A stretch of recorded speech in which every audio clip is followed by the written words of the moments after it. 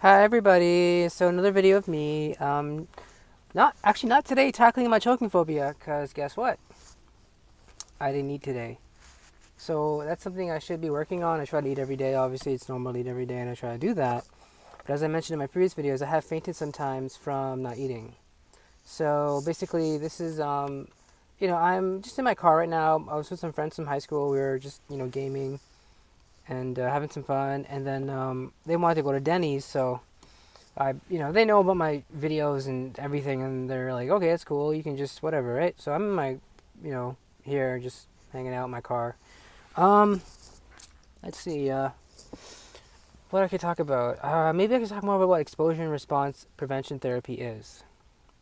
So as far as I know it, according to this book that I read, actually just some pages of it called the OCD Workbook. Okay, it says that exposure and response prevention is basically when you um, gradually do what you don't want to do and then like just stay with that anxiety, be okay with it, feel comfortable in it.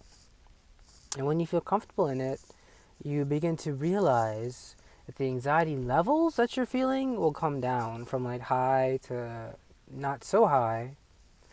And then it helps to have like a trained psychologist in the room when you're doing this. But in my videos, as you guys know, I don't. Unfortunately, I'm not a trained psychologist. I do recommend this YouTuber Katie Morton. She does a lot of YouTube videos on psychology. She does it on OCPD, on social anxiety. I don't know. She probably has one on choking phobia. She's really cool. I like her. Um, I like her energy. I like what she talks about. So go check her out if you guys want. And so basically, I'm just here. You know, just another day, guys. Not much going on, in my life. I really wanted to do some eating for you, but I had basically what I ate today was like a Reese's Pieces bar and like 4 Cokes, I think, and I think that's it. I was gonna eat some chips. Now, to be honest, I was gonna eat some chips earlier. I was gonna do something, come home, eat some chips before work, but I didn't because I got really distracted. Then I just started working, and yeah, that's what just happened. So unfortunately, that led to me not eating the whole day because then I came home. My brother wanted to play with me, hockey, and then afterwards I called my friends who were seeing a movie, and so I hung out with them afterwards, and we were just doing some gaming at the gaming cafe here, and then basically, yeah, I don't know what else. It's just a Friday night, right? So not much going on. I want to maybe go downtown, but I don't think my friends want to do that. Check out the local scene or whatnot. Uh, um,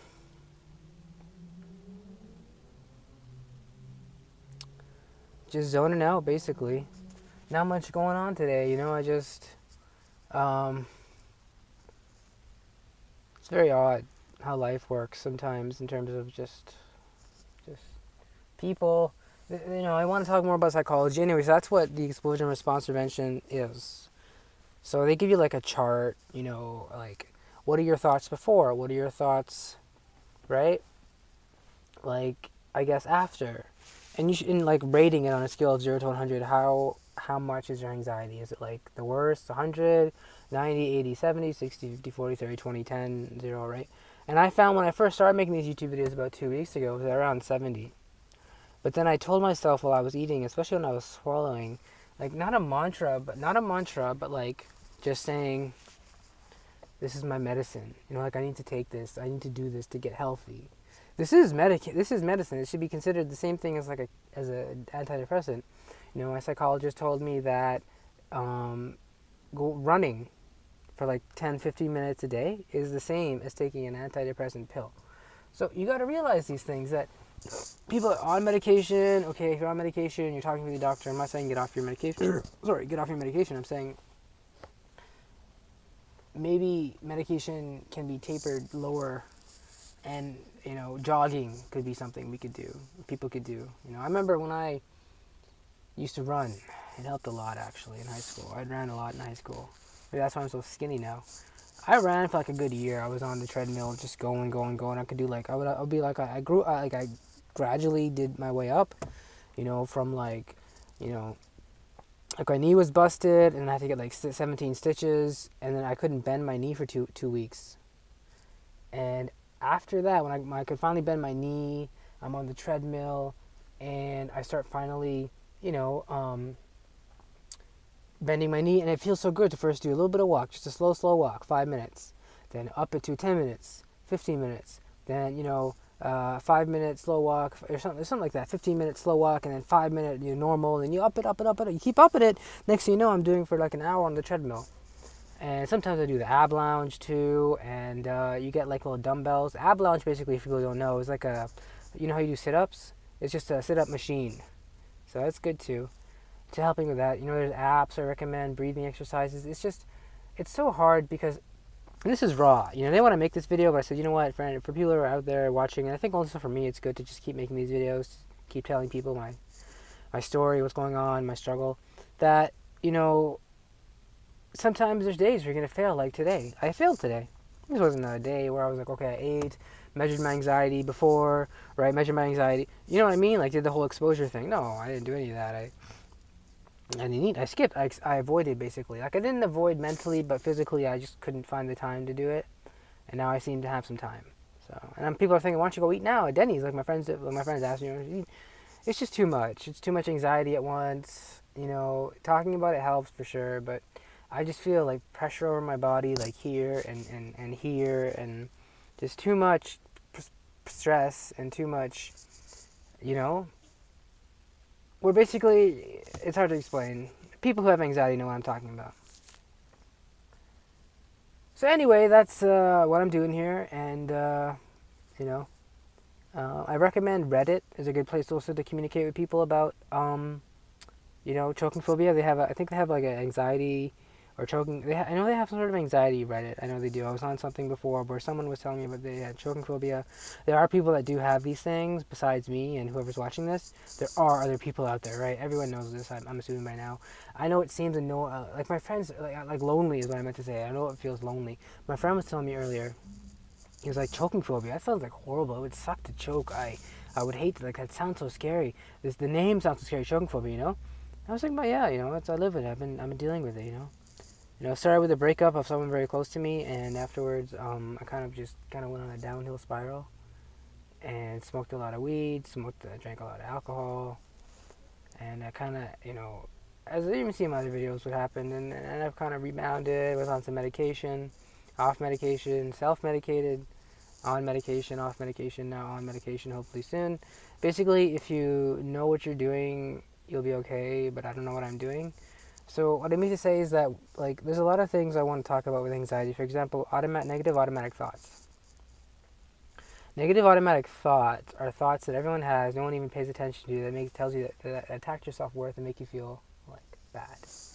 Like you're worthless, you screwed up, you're not doing right, you're a fake, you're a failure to your parents, you're not doing this right, people are thinking you're awkward, all these horrible, horrible thoughts that you would never say to yourself, but they're like almost not, like I don't believe in them. I don't know about the conscious, unconscious, but they're there, but you just don't, you live to deal with them, you live to live with them until they start really getting in your way. That's what's called an anxiety disorder. If it's an order, you're okay, and you have your bad days and your blues, but no, an anxiety disorder is where you can't. There's days where you can't get out of bed, you can't feed yourself, scared to go outside, scared to see what people say or people think, scared of just doing basic things like just going to work or going out for a walk. I don't know, going for a movie.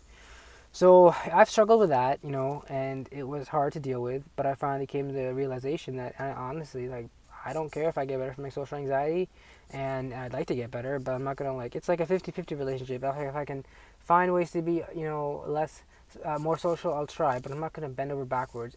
Because first I tried it and it got really exhausting, and then I realized, my friend told me, dude, people are, I'm sorry to use this word, but fucked. And it's true, people are fucked. Some people are literally like this way of just being weird. You just can't explain it. So you shouldn't always be nice and social with everybody. Number one. Number two, I've struggled with depression, and it's hard because I also moved a lot and I was on my own for a bit, and I had to deal with the breakup of, someone close to me. All of it gets to you, and next thing you know, you're just in your own little room watching YouTube videos, and you realize, like, you haven't gone out, and you're surviving on chicken fingers, and it's really tough, because with the divorce and everything, then my mom leaves, and this new person comes in, like, literally 2 weeks later, who's, like, my dad's girlfriend, apparently, or wife, or I don't know. So, you know, it's just a lot to take in at that time. And even now, I remember I was doing like some sort of hypnotic regression with my psychologist. It was just one of those memories that was really traumatic, and I tried to work on it and stay with it. But honestly, it made me feel physically ill, because it's true. Sometimes anxiety can make you feel physically ill. I've felt it in a doctor's office, in my psychologist's office. I've never experienced it before. I was literally going to puke in my doctor's office um, room. I had to tell him stop. Just how he was talking to me about all these memories that were bothering me and whatnot. So it's called EMDR, is what he did. If you guys want to look that up. So anyway, this video's been running long. You know, I try to keep my videos short. I know the last ones have been long, but I'm trying to keep them short, 15 minutes tops. So basically, you guys can, connect with me obviously here, and what else? Nothing else really going on. You know, tomorrow I have work, and then I don't know what I'm gonna do. I'm just gonna play video games, stay at home, maybe go out later. I don't know. Just like living life, you know, trying to stay. You know, oh, big news actually today. I forgot to tell you guys. My ODSP is canceled. They canceled. I was on disability for my anxiety disorders. I was up for a medical review, and it's canceled. So if anybody knows what to do about that, honestly, I think I should just let it go at this point. I've been on it for like 3 years or something, and I think I need to just get off it, because, you know, I should start working. I shouldn't actually, you know, keep staying on ODSP. So if anyone has any, comments, questions about that, that was some news that I found out today. It was so weird how I found it out too. I was like in the middle of like a busy day doing I was doing like 2 or 3 things at the same time. And the next thing I knew, my dad told me, I have some news for you. It's very big news. And, so it isn't fully cut off. They give you 3 months, so it's not like the end of the world. And so yeah, this is my video. I'm gonna wrap it up, guys. I've been going more than I wanted to. 15 I want to take as my maximum limit. So you guys are strong. You guys can keep doing it. And remember, you're gonna make mistakes sometimes, like today. Don't worry too much about it. Try the next day. Stay focused. Make the videos. Make the journals. Keep the journals going. Stay in a routine and do it. Especially if you have DSP. Sorry, and especially if you have the obsessive compulsive personality disorder, OCPD. Definitely have a routine of logging your anxiety. It'll make it easier. All right. See you guys.